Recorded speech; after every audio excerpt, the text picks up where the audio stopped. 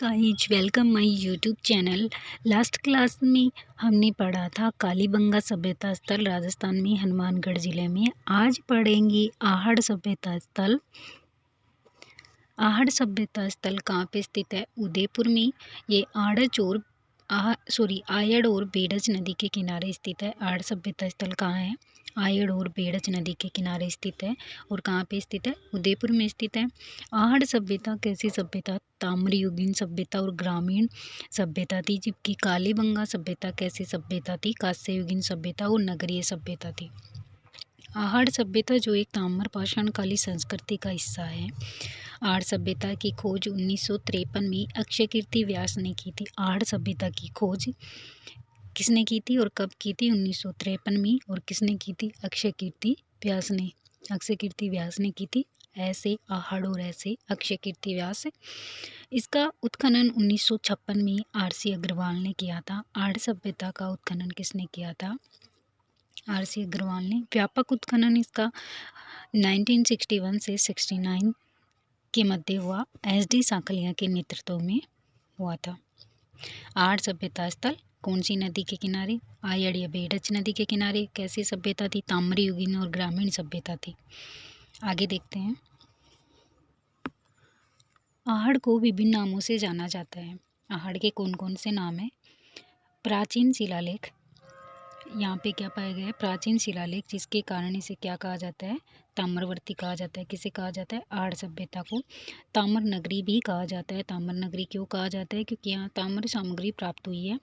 इसे 10वीं और 11वीं शताब्दी में आहड़ को आघाटपुर के नाम से भी जाना जाता है।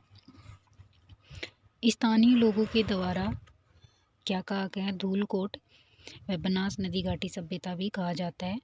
आहड़ सभ्यता को धूलकोट भी कहा जाता है, आघाटपुर भी कहा जाता है, और यहाँ इसे बनास नदी घाटी सभ्यता भी कहा जाता है।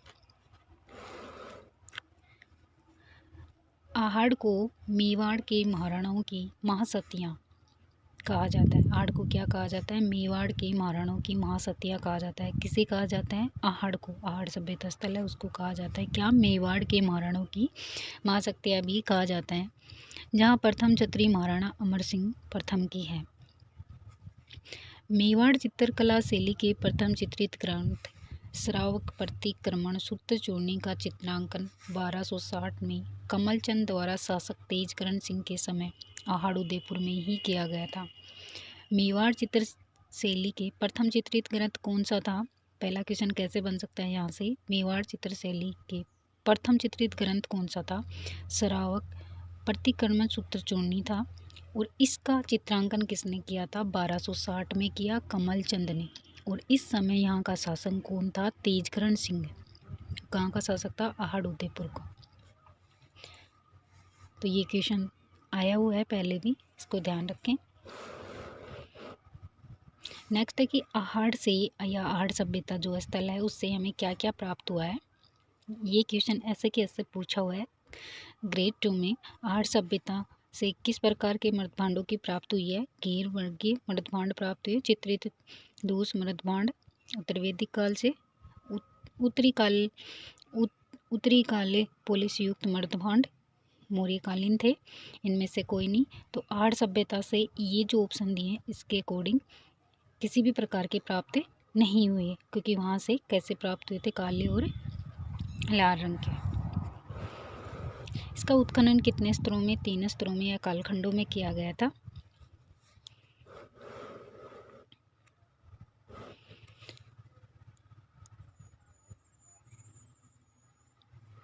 यहाँ से कच्ची ईंटों से निर्मित मकानों की प्राप्ति हुई है। आहड़ सभ्यता से हमें क्या प्राप्त हुआ है? कच्ची ईंटों से निर्मित मकानों की प्राप्ति हुई है। नींव में पत्थर, दीवारों पर गीला गारा व फर्श पर काली मिट्टी के लेप के साक्ष्य भी प्राप्त हुए हैं। इसके अलावा दरवाजे व छत लकड़ी, बांस की खरपतियों से निर्मित, जो ग्रामीण प्रवेश को दर्शाता है। और कैसी सभ्यता थी? आहड़ सभ्यता ग्रामीण सभ्यता थी। एक मकान से 6 चूल्हे प्राप्त हुए हैं। अन्य से 2 या 3, 4 मुँह वाले चूल्हे भी मिले हैं, जिससे हमें पता चलता है कि यहाँ कैसी संयुक्त परिवार प्रथा थी। ईरानी शैली की धूपदानियाँ, बिना हत्थे वाली टोंटी युक्त जलपात्र भी यहीं से मिला है। कहाँ से? आहड़ सभ्यता से। इसके अलावा क्या मिला है? मिट्टी की मोहरें मिली है, 6 ताम्र सिक्के मिले हैं, जिनमें से एक मुद्रा पर यूनानी देवता अपोलो का चित्र भी मिला है। तो क्वेश्चन क्या बन सकता है कि यूनानी देवता अपोलो का चित्र कौन सी सभ्यता स्थल से प्राप्त हुआ है? तो कौन से हुआ है? आहड़ सभ्यता स्थल से प्राप्त हुआ है। और लाल काले, लाल भूरे मर्दभांडों पर सफेद रंग के यामितीय एवं बूंदों युक्त चित्र मिले हैं। यानी यहाँ पे मर्दभांड कैसे मिले हैं? लाल काले और लाल भूरे मर्दभांड मिले हैं। कहाँ से? आहड़ सभ्यता स्थल से। अन्न भंडारण के मर्दभांड भी प्राप्त हुए। इन्हें स्थानीय लोगों द्वारा क्या कहा गया है? गौरे कोठे कहा गया है, गारे या काठे कहा गया है। ये कहाँ से मिले हैं? आहड़ सभ्यता से।